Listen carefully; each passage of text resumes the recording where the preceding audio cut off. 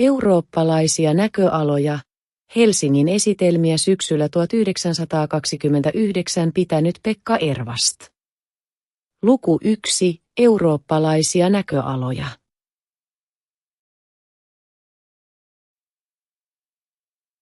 Syvällä ihmisen hengessä elää kaipuu vapauteen. Tämä kaipuu tunkee läpi ihmisen koko olemuksen, ja persoonallisen ihmisen ulkonaisessa elämässä se näyttäytyy haluna olla mahdollisimman vapaa oloissaan maan päällä. Vaikeimpia ja häpeällisimpiä tilanteita, mihin persoonallinen ihminen voidaan saattaa, on vankeus eli ulkonaisen vapauden menetys. Samoin kuin yksilön, on kansojen laita. Kansoissakin on aina elänyt halu vapauteen, se on näkynyt pitkin historiaa silloin tällöin tapahtuvissa vallankumouksissa. Rinnakkain ihmisen positiivisen vapauden kaipuun kanssa kulkee näet negatiivinen halu sortaa toisia tai saada valtaa maailmassa toisten yli. Tämä vallanhalu on myöskin pitkin historiaa tullut näkyviin muutamissa ihmisissä ja herättänyt toisissa kapinallisen vapauden kaipuun. Sen tähden ihmiskunnan historia on ollut ainaista taistelua ja sotimista vapauden ja paremman toimeentulon puolesta. Tämä vapauden kaipuu pohjautuu niin syvään ihmishengen sisäiseen olemuspuoleen ja sen rinnalla kansojen sisäiseen sieluun, että suuret ja nerokkaat ihmiset, ennen kaikkea profeetat, ovat siitä tietoisina lausuneet ajatuksia ja antaneet neuvoja vapauden saavuttamiseksi. He ovat puhuneet siitä vapaudesta, jonka yksilö saavuttaa, kun hän on voittanut pahan ja synnin omassa rinnassaan ja yhtynyt Jumalaansa, mutta he ovat myös puhuneet siitä, millä tavalla kansat voivat saavuttaa vapauden ja muodostaa onnellisen ihmiskunnan. Emme varmaankaan kaikki liene selvillä siitä, että esimerkiksi Jeesus Kristus on selvästi sanonut, millä keinoin yksin kansojen onni ja vapaus on saavutettavissa. Kyllä tunnemme hänen sanansa ja opetuksensa, mutta emme tule ajatelleeksi, että hän niillä myös on ratkaissut niin sanotun valtiollisen ja yhteiskunnallisen kysymyksen. Miten hän nyt määrittelee kansojen vapautumisen? Kansat eivät vapaudu taistelemalla toisiaan vastaan, koettamalla sortaa toisiaan tai saamalla valtaa toisten yli omaksi edukseen, vaan niiden ainoa pelastus ja vapautus on siinä, että luottavat hyvän voimaan, aseettomuuteen, väkivallasta luopumiseen.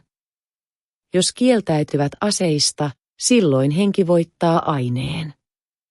Vaikka tapahtuisi niin, että joku kansa, joka uskoisi tällä tavalla, hävitettäisiin maan päältä ja kaikki sen yksilöt murhattaisiin, huutaisi niiden yksilöiden veri maasta, panisi ihmiskunnan omantunnon voiman liikkeelle ja antaisi marttyyrisielujen syntyä uudestaan johonkin toiseen kansaan herättääkseen sitä ja opettaakseen samaa uudelleen.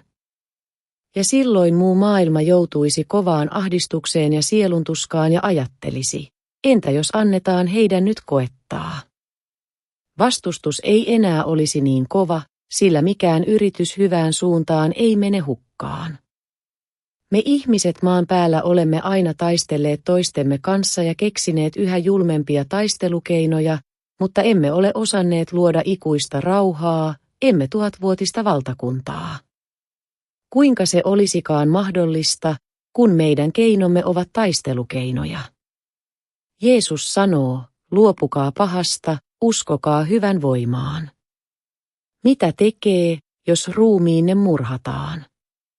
Parempi se, kuin että sielunne murhataan, sillä sielun murhaamista on, jos opetetaan, ettei hyvän voimaan saa luottaa. Sielun usko ja elämä on hyvässä ja yksinomaan totuudessa ja hyvässä. Sen tähden ei tarvitse pelätä niitä, jotka ruumiin tappavat. Lopulta kuitenkin voittavat ne, jotka ovat sävyisiä ja lempeitä. Se on todella tämä Jeesuksen neuvo suuri maailmanohjelma, kansainvälinen poliittinen ohjelma, jota eivät valtiomiehet ole osanneet ottaa ratkaisua vaativalta kannalta, vaan ilman muuta sivuuttaneet järjettömänä haaveena. Eikä Jeesuksen tarkoitus ole, että tämä ohjelma pantaisiin väkivallalla toimeen. Sehän olisi koko ohjelman kieltämistä. vaan hänen tarkoituksensa on ainoastaan näyttää, missä on pelastus. Ja näytettyään hän on jättänyt ihmisten omaksi asiaksi, tahtovatko, osaavatko sitä ohjelmaa joskus toteuttaa. Ja eiköhän joskus vielä synny valtiomiehiä, jotka ajattelevat, miten olisi, jos Kristuksen ohjelmaa yritettäisiin toteuttaa. Valistetaan ensin yksilöitä, opetetaan kouluissa pienestä pitäen, mitä Jeesus on tahtonut. Ehkä sitten ohjelma itsestään toteutuu. Sitä päivää Jeesus Kristus odottaa. Ja hän odottaa kärsivällisesti. Kaikkien mestarien kohtalo on odottaa kärsivällisesti, kunnes ihmisyksilöt heräävät järkiinsä. Kristikunnan alkuaikoina, ensimmäisinä vuosisatoina, ymmärrettiin ja tiedettiin tämä. Ihmiset elivät yksilöllisesti uuden ohjelman mukaan ja haaveilivat tuhatvuotisesta valtakunnasta. Ensimmäisissä kristillisissä seurakunnissa ajateltiin, Jeesus Kristus tulee pian takaisin meidän luoksemme, hän panee alulle tuhatvuotisen valtakunnan, hän johtaa ja näyttää, miten elämä järjestetään. Heille oli pettymys, kun hän ei tullut takaisin Messiaana juutalaisessa mielessä, vaan vetäytyi enemmän ja enemmän näkymättömiin. Hän eli ruumiissaan muutamia vuosia kuolemansa jälkeen, esiintyi silloin tällöin mysterioissa opetuslapsille, mutta vetäytyy aikaa myöten enemmän ja enemmän pois. Sitä ensimmäiset kristityt oudoksuivat ja monet kadottivat uskonsa. Lopulta koko kirkko päätti turvautua valtion apuun. Vuonna 325 Konstantinus teki kristillisen kirkon valtionkirkoksi, ja silloin Jeesus vetäytyi pois lopullisesti, mikä luonnollisesti ei ole estänyt häntä jatkuvasti yksilöitä auttamasta. Ensimmäisinä aikoina Jeesuksen oppi kuitenkin vielä eli ihmisten mielessä. Niinpä meidän protestanttien kunnioittama kirkkoisä Augustinus, jota sekä paavi että katolinen kirkko pitää pyhänä, eli sisäisesti tässä ilmapiirissä. Hän käsitti Kristuksen sisäisen, henkisen sysäyksen, mutta se kuvastui hänen järjelleen sillä tavalla, että itse katolinen kirkko on Jumalan valtakunta maan päällä. Kirjassaan De Civitate Dei hän kuvaa näitä haaveitaan Jumalan valtakunnasta. Hän ei pidä niitä tulevaisuuden haaveina, ne ovat hänen mielestään toteutuneet kirkon kautta ja kirkossa maan päällä. Sen tähden kirkon ulkopuolella ei ole mitään pelastusta, sen tähden kaikkien ihmisten pitää tulla kirkon helmaan ja samalla tuhatvuotiseen valtakuntaan. Kirkko oli Augustinuksen silmissä niin kuin valtio valtiossa, se ainoastaan sai tukea ja turvaa maalliselta valtiolta. Katolinen kirkko pyrkikin vähitellen yhä suurempaan valtaan ulkonaisesti, niin että se todella oli kuin valtio valtiossa. Paavilla oli keskiajalla semmoinen auktoriteetti ja valta, että hänen mahtiaan kaikki korkeatkin pelkäsivät. Jos katolinen kirkko julisti keisarin tai hänen valtakuntansa pannaan, oli maallisen hallitsijan ja hänen maansa asiat huonolla kannalla, sillä kaikki uskoivat, että paavilla ja katolisella kirkolla oli taivasten valtakunnan avaimet kädessään. Jonkinlainen irvikuva Jumalan valtakunnasta toteutui täten katolisessa kirkossa. Jos ei katolinen kirkko itse tunnustanut väkivaltaa, se kuitenkin tarpeen vaatiessa turvautui väkivaltaan, jopa julmuuteen, niin kuin tiedämme kirkon ja ihmiskunnan historiasta. Tästä huolimatta Augustinuksella oli oikeita näkemyksiä asioista ja siitä uudesta vapaudesta, jonka Jeesus Kristus oli pannut alulle. Kun katselemme Euroopan historiaa kuluneena kristillisenä aikakautena, huomaamme, kuinka silloin tällöin joku yksilö saa kiinni Kristuksen ajatuksesta, ei tosin puhtaassa, vaan enemmän tai vähemmän väärennetyssä muodossa, riippuen siitä, että kyseessä oleva henkilö ei tunne Kristuksen oppeja, hänen nimenomaisia käskyjään ja ohjeitaan, muuta kuin ylimalkaan. Tämmöinen sisästäpäin tuleva vaikutus, joka pukeutui jonkun ihmisen pyrkimyksiin, tapahtui keskiajalla harvoin, mutta uudella ajalla useammin. Itse asiassa olen huomaavinani jonkunlaisen järjestelmän tässä, sillä ensimmäisen kristillisen vuosisadan jälkeen kului 700 vuotta, ennen kuin suurta ohjelmaa hieman toteutettiin. Ja sitten kului taas 700 vuotta, ennen kuin näkyy uusi yritys toteuttamisen suuntaan, mutta sen jälkeen esiintyy joka vuosisadan alussa edes joku ihminen, jonka hengessä välkkyy Kristuksen ohjelma ja joka yrittää sitä toteuttaa. Nämä ovat huomattavia eurooppalaisia näköaloja. Ensimmäiset puhtaat kristilliset seurakunnat olivat kuin unelmaa, joka tähtäsi kaukaisuuteen, mutta joka tulee toteutumaan vasta tuhansien vuosien perästä. Myöhempinä vuosisatoina taas Kristuksen ohjelma sisäisenä pakotuksena vaikuttaa muutamien ihmisten mieliin. Niinpä on minusta merkillinen kohta, että vuonna 800 joulupäivänä Kaarle Suuri kruunattiin Roomassa Rooman keisariksi. Paavi itse asetti vanhan Rooman keisarikruunun hänen päähänsä. Kaarle Suuren valtakunta käsitti silloin saman alueen ja vähän enemmänkin kuin vanha roomalainen valtakunta. Eurooppa oli yhden miehen valtikan alainen. Oli tavallaan toteutunut ohjelma kansojen keskinäisestä rauhasta. Kaarle Suuri oli viisas mies, hän ymmärsi selvästi, että kun kaikki on yhtenä valtakuntana, silloin vallitsee rauha maassa. Hän saattoi iloita siitä, että oli saanut asiat sille kannalle, vaikka tietysti taistelujen kautta. Mutta hän ei ymmärtänyt asian toista puolta, kysymystä yksilön vapaudesta. Hän vain ajatteli, että Rooman kirkko toteutti Jumalan valtakunnan, niin kuin Augustinus oli opettanut, ja siinä oli yksilöiden pelastus. Ja kun valtio oli yhtenäinen, oli kansojen pelastus taas siinä. Kaarle Suurella oli näköaloja. Mutta koska hänen valtakuntiensa yhtenäisyys oli saavutettu taistelujen ja väkivallan kautta, syttyi silloin tällöin levottomuuksia ja vallankumouksia, joita täytyy tukahduttaa väkivallalla. Sen tähden tämä maallinen suurvalta ei ollut ihanteellinen, vaan ainoastaan aavisteleva kansojen veljeyden toteutuminen. Olipahan ihannekuva yhden suuren valtiomiehen mielessä, vaikka voisimme lisätä irvikuva todellisesta rauhasta ja vapaudesta, joka on kerran toteutuva maan päällä. Kaarle Suuri kadottikin uskonsa ja jakoi valtakuntansa, ja hänen kuolemansa jälkeen se vielä enemmän jakautui. Maailmanvalta ei pysynyt yhtenäisenä. Euroopan historia täyttyi jälleen taisteluilla. Vasta 700 vuotta myöhemmin esiintyi toinen hallitsija, Kaarle V, Espanjan, Ranskan, Italian ynnä muiden Euroopan maiden kuningas, joka ei yhtään ihailut verisiä taisteluja, vaan perin vastenmielisesti kävi sotaa. Hän oli siihen sisäisesti pakotettu, koska ei hänkään perinnön kautta saanut paljon maita, vaan taistelujen.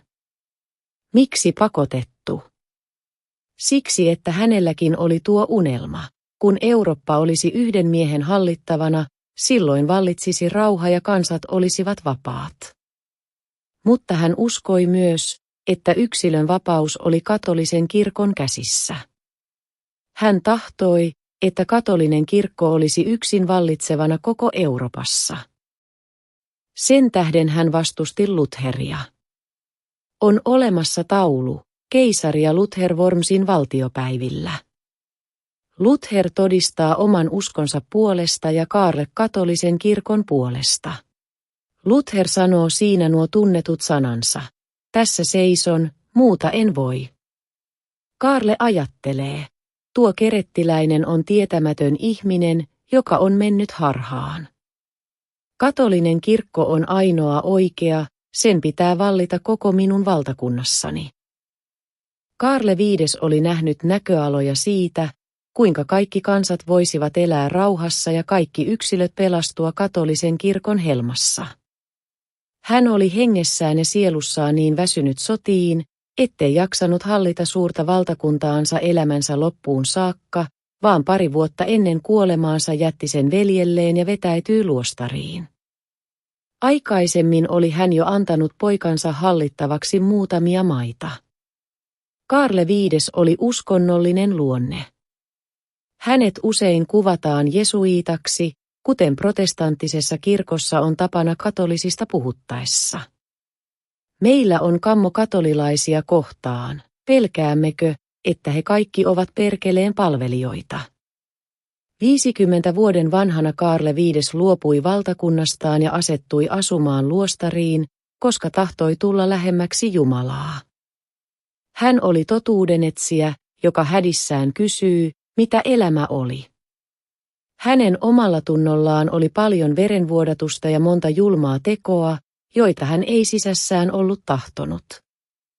Luostarissakin hän oli vielä siksi kiinnostunut maailman asioista, että seurasi historian tapahtumia niin kauan kuin eli.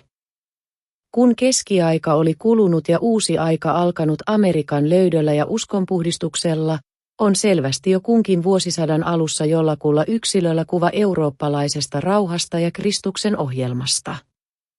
Ei heistäkään kukaan tunne perinpohjin Jeesuksen Kristuksen omaa opetusta, mutta sen nojalla, että Kristuksen henkinen voima vaikuttaa planeetassamme, alkaa kristikunnassa yhä tiheämmin esiintyä yksilöitä, joilla on tosikristillisiä valtiollisia näköaloja. Niinpä on heti 1600-luvun alussa tuo kuuluisa ja erinomaisen sympaattinen ranskalainen kuningas, Henrik IV, alkuaan Navarran kuningas ja sitten monien sotien perästä koko Ranskan hallitsija. Hänestä alkoi Bourbonien loistelias ja hienostunut kuningassuku. Henrik IV oli älykäs, nerokas ja jalomies. Hän oli uskonnollisesti siksi vapaa, että vaikka hän itse oli protestantti, hugenotti, hän luopui uskostaan silloin, kun oli vaassa kuningasvallan saavuttaminen Ranskassa. Hän tuli katolilaiseksi ja kerrotaan hänen sanoneen, miksi en menisi messuun.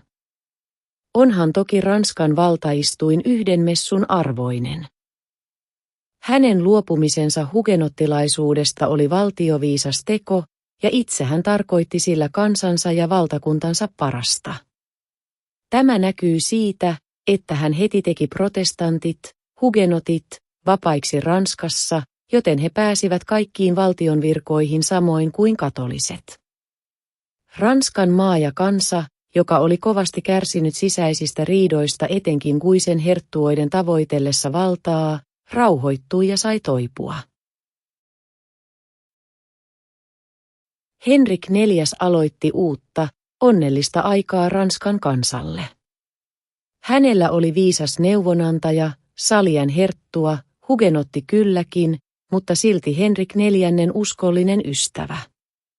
Yhdessä he koettivat parantaa kansan oloja. Kansa tulikin rikkaaksi ja hyvinvoivaksi. Kuninkaan tunnettu lauseparsi.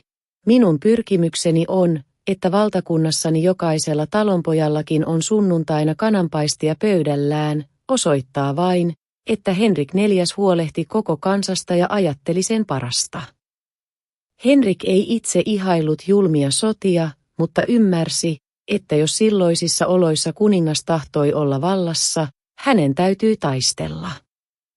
Paroni Rochian, Salian herttuan, kanssa hänellä oli suuri tuuma. Hän haaveili, eikö voisi valloittaa kaikki maat Euroopassa ja tulla yksin määrääjäksi. Tai jollei sitä, niin kenties voisi saada valtiomiehet ja kuninkaat vakuutetuiksi siitä, että Euroopan täytyy liittyä yhteen ja kaikkien valtakuntien muodostaa valtioliitto. Hän ei lukenut moskoviitteja eikä turkkilaisia varsinaisiin eurooppalaisiin kansoihin, ne olivat Henrikin mielestä siksi vaikeatajuisia, miltei raakalaisia, etteivät kykenisi ymmärtämään Euroopan sivistyneitä kansoja. Vaikka Henrik IV joskus ajatteli, että hän itse voisi hallita Euroopan suurta liittovaltakuntaa, ei häntä vaivannut persoonallinen kunnian ja vallan halu, sillä hän ajatteli toiselta puolen, ettei ollut välttämätöntä, että yksi ainoa mies hallitsisi Eurooppaa. Oli saatava aikaan neuvostohallitus, kaikista valtakunnista jäseniä korkeimpaan neuvostoon, joka pitäisi huolen siitä, etteivät kansat ryhtyisi väkivaltaan riitaisuuksia selvitellessään. Mutta liittoutuneena yhdeksi suureksi valtakunnaksi Eurooppa kulkisi loistavaa tulevaisuutta kohti. Näin haaveili Henrik IV tuossa 1600-luvun alussa. Emme tiedä, paljonko hän olisi unelmaansa yrittänyt toteuttaa, jos olisi saanut elää. Ravaillakin petollinen tikari surmasi hänet toukokuun 17. päivänä 1610. Tavallisesti on viisaiden osaksi tullut väkivaltainen kuolema, se on yleensä ollut meidän tapamme osoittaa iloamme ja kiitollisuuttamme. Kun Henrik IV itse oli kuollut, ei jäänyt jäljelle muuta kuin hänen ohjelmansa ja unelmansa kirjoitettuna. Kukaan ei ryhtynyt sitä vakavasti toteuttamaan. Taas kului 100 vuotta.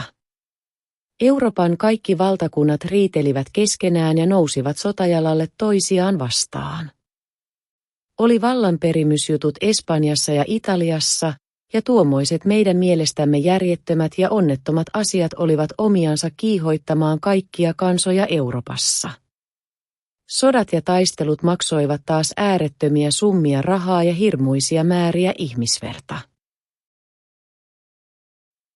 Mutta vuonna 1710 ilmestyi Lontoossa teos, jonka oli kirjoittanut muuan John Bellows, kveekari.